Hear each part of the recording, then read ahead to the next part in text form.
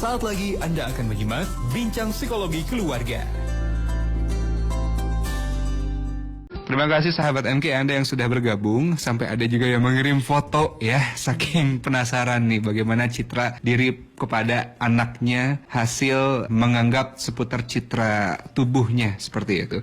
Kita akan sapa dulu langsung ya Pak Wasmin, Bu Lilis. Nanti juga katanya anak-anak mau coba menyampaikan juga nih bagaimana persepsi dirinya, para bujang dan gadis, persepsi mereka terhadap diri mereka khususnya bagaimana bentuk tubuhnya. Tapi sebelumnya kita sapa dulu ya yang sudah bergabung. Ada Mama Sofia yang bergabung. Kalau Mama Sofia ini usianya sudah 46 tahun. Memang dulu punya pengalaman yang seperti Bu Lilis rasakan. Dan sekarang pun punya anak gadis yang menurut Mama Sofia itu agak gemuk. Nah, kiat apa yang perlu dilakukan agar citra buruk yang pernah dialami Mama Sofia itu tidak berulang pada putrinya? Mohon izin mengirimkan foto putrinya. Sudah saya kirimkan juga ke Pak Wasmin. Sekalian mungkin bisa disampaikan ya. Kira-kira menurut Pak Wasmin seperti apa? Ya, jadi kalau misalnya ini dari mamahnya dulu yang harus melihat. Ini kayaknya ada sisa-sisa yang belum selesai menganggap dirinya bahwa bisa jadi gini loh. Kenapa misalnya gangguan body image ini sangat penting? Karena nanti gangguannya bisa ke gangguan tadi. Misalnya dia sudah beratnya sesuai dengan tingginya, sudah ideal, tapi dia merasa gemuk terus gitu. Betul. Akhirnya dia kena gangguan banyak. Saya juga pernah menangani kasus yang anoreksia bulimia gitu. Jadi dia merasa gemuk, tapi dia mau makan, akhirnya makannya dia dimuntahkan. Jadi udah masuk nih, terus dimuntahkan lagi. Gimana caranya untuk muntah? Karena menganggap dirinya gemuk gitu. Padahal sebenarnya si timbangannya itu sudah kurus. Nah makanya tadi di Mama Sofi coba lagi misalnya kalau sekarang sudah ideal itu bagus misalnya. Kan ideal itu by data ya. Betul. Biasanya by data itu timbangan atau lingkar perut, lingkar dada kayak gitulah ya. Nah nanti kalau misalnya itu sudah bagus, nah nggak apa-apa karena nanti kenapa saya membuat PR gini, saya di anak saya usia 10 tahun saya harus sudah selesai PR saya, karena nanti anak saya akan melihat saya gitu. Jadi kalau misalnya saya untuk badannya ideal, anak saya akan melihat justru nanti akan mempengaruhi citra tubuh dia gitu. Nah kalau misalnya emang sudah beratnya sudah ideal, sudah tidak apa-apa gitu. Betul ya. Ya betul, kadang-kadang memang karena persepsi orang lain padahal sebetulnya sudah cukup ideal. Betul. Sehingga mempunyai persepsi yang buruk begitu. Dan itu by data ya, lagi-lagi kita kembali lagi ke data, bukan merasa, tapi datanya gimana, terutama kalau yang berat badan ya timbangan datanya ya, jangan perasaan. Nah, kalau perasaan subjektif sekali sahabat MK, dan beda-beda orang-orang ya standarnya. Baik, Pak Wasmin setelah melihat fotonya, menurut Pak Wasmin seperti apa? Ini fotonya standar, pas ya. Kalau ngeliat dari tingginya kelihatan agak tinggi juga, berat badannya lihat dari wajahnya juga masih proporsional. Makanya betul kata Bu Lilis, gak usah nanya pendapat saya juga, Bu Lilis juga tentang tubuh ideal karena sudah ada ukurannya, ada ukuran rumusnya ya, BMI ya, Body Mass Index itu, Body Mass Index. Itu ada rumusnya, silahkan di browsing aja. Kalau nggak mau pakai rumus itu karena ada kuadratnya, pakai yang sederhana aja. Jadi tinggi badan dikurang 100. Itulah berat badan. Misalnya tingginya 160 dikurang 100, berarti kan hasilnya berapa? 60 kilogram itu berat ideal untuk laki-laki. Nah kalau untuk perempuan dikurangin lagi 10 kilogram. Itu kalau, tapi memang nggak presisi banget, tapi untuk memudahkan gitu. Tapi kalau mau presisi ada rumusnya itu. Yang BMI tadi ya. BMI tadi rumusnya. Dan itu banyak tinggal di browsing aja. Tinggal browsing aja, biar kita nggak usah sibuk nyari pendapat orang tentang bentuk tubuh ideal gitu. Karena betul mengenai berat tubuh bisa diubah. Mancung hidung, tinggi badan, betul. Itu mungkin nggak usah dipusingkan karena itu hal yang sifatnya keunikan. Lahir sudah bentuk seperti itu, warna kulit gitu. Sebaiknya kalau warna kulit coklat gitu, malah kalau diputih-putihkan itu kan sebetulnya ada zat yang membuat pigmen kulit dirusak sebetulnya. Malah bisa jadi nggak bagus gitu. Jadi yang bisa diubah kan mengenai berat badan, silahkan diolah. Dan cara mengolahnya, lihat ukuran yang sudah dibuat oleh standar kesehatan. Betul. Karena standar kesehatan itu lebih ilmiah daripada pendapat ibunya, pendapat orang. Kalau saya tulis cuma lihat fotonya, ini kalau dari fotonya sih masih proporsional. Masih proporsional ya. Saya aja teman saya, jangan turun lagi ya, udah segini. Dia nggak tahu. Nggak tahu badan saya. Atau dalam-dalamannya masih ada sebenarnya sisa-sisa yang harus dibasmi. Baik ya. Kalau itu habis obesitas biasanya kan ada gelembir jadi gelembir. Nah kalau udah bicara gelembir berarti kan kita nggak hanya bicara berat badan, tapi sudah meningkat, dietnya sudah meningkat dari masalah weight loss, menurunkan berat, sudah mulai ke arah fat loss, sudah lebih tinggi. Gitu. Nanti kalau fat loss sudah mulai ada, sudah mulai yang lebih tinggi lagi yang ketiga, yaitu pembentukan. Oh betul. Sudah ke arah pembentukan. Kalau fat loss kan pembentukan otot secara massa otot secara umum. Nanti lebih tinggi daripada pembentukan otot secara umum untuk ngilangin gelembir, sudah lebih tinggi lagi adalah pembentukan otot. Pembentukan otot, fokusnya mau ke otot apa gitu kan? Betul. Ada yang ke otot paha, otot tangan, otot perut gitu. Ada Masya yang Allah, ya. otot mau membentuk six pack kayak gitu. Nah itu bertahap memang gitu. Kalau Bulis lagi weight loss dulu ya fokusnya ya kayaknya ya. Baik, alhamdulillah. Jadi memang yang bisa diupayakan silahkan upayakan, tapi yang memang sudah menjadi keunikan tinggal disyukuri saja. Syukuri, Dokter, ya. karena kalau enggak kita malah jadi citra diri buruk nantinya. Betul. Baik, pertanyaan selanjutnya Pak Wasmin Lilis, kalau anak sahabat kita ini ada bekas gatal-gatal di daerah tangannya. Jadi nggak pede nih kalau pakai baju lengan pendek. Nah, bagaimana ya agar bisa pede lagi untuk pakai baju lengan pendek? Itu laki-laki perempuan ya. Tidak disampaikan. Kalau Mungkin perempuan husnuzon mah bagus. laki-laki ya. Kalau perempuan mah nggak usah dilatih lengan pendek. Iya, Nggak apa-apa Iya, gitu. mungkin untuk di rumah Pak Wasin. Di rumah juga kan baju tidur Iya. lengan panjang aja. Jadi biar nggak ada. sebenarnya terkait dengan body kita itu luas banget Pak Wasmin ya, dari ujung kaki sampai ujung kepala. Luas. Nah, tapi kadang kita hanya terjebak di satu bagian. Nah, mungkin kita harus ketika misalnya satu bagian ada kekurangan, kita coba lihat bagian yang lain Pak Wasmin. Kalau ciptaan Allah itu sudah indah loh Pak Wasmin, sudah proporsional gitu ya. Kayak misalnya ada seseorang yang hidungnya misalnya nggak mancung, tapi pantatnya mancung misalnya Pak Wasmin. Kan itu sebenarnya sudah adil Allah Adil. gitu. Iya, iya. Ada misalnya matanya sipit, tapi di area bibirnya dia seksi, ada gitu. Jadi coba kita untuk ini sudah masuk ke pencegahan nih sebenarnya.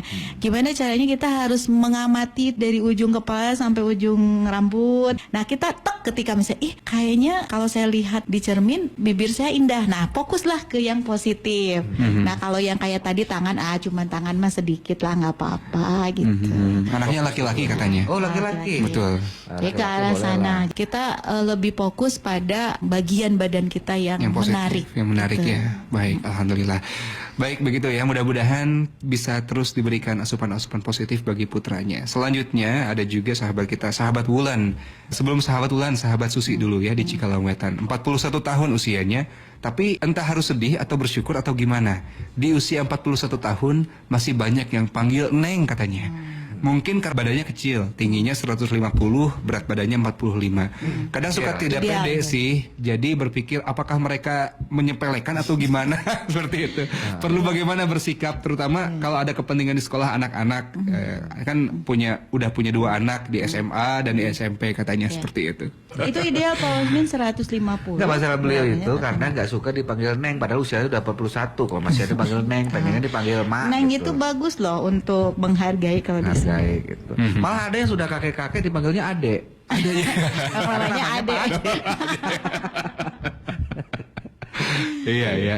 Jadi memang penyikapannya gimana nih sebaiknya? Ya, kalau misalnya panggilan Neng itu membuat Anda jadi minder, ya tadi strateginya adalah bersyukur dengan ada orang yang masih 17 tahun dipanggil Pak gitu atau dipanggil Bu. Karena mungkin wajahnya bermutu kan. Kan ada orang yang bermutu wajahnya. Apa udah tahu kepanjangannya bermutu? Apa itu Pak? Bermuka tua. Oh, Masya Allah. Jadi mukanya lebih tua daripada umurnya. Iya, iya. Sementara Itu Anda lebih dewasa. Lebih dewasa ya. dewasa lah, itu positifnya Lebih ya. matang. Sementara Anda dipanggil lebih muda daripada usianya karena mungkin tubuh Anda kelihatan masih muda dengan proporsional. Memang kalau berat badan proporsional itu memang lebih muda 10 tahun daripada kalau kegemukan ya. Ya itu yang terjadi pada saya gitu. Rambut udah dirancungin, udah pakai jelly gitu. Celana udah coba yang ngetat gitu. Pergi ke kampus, di kafe kan, Iya. gitu.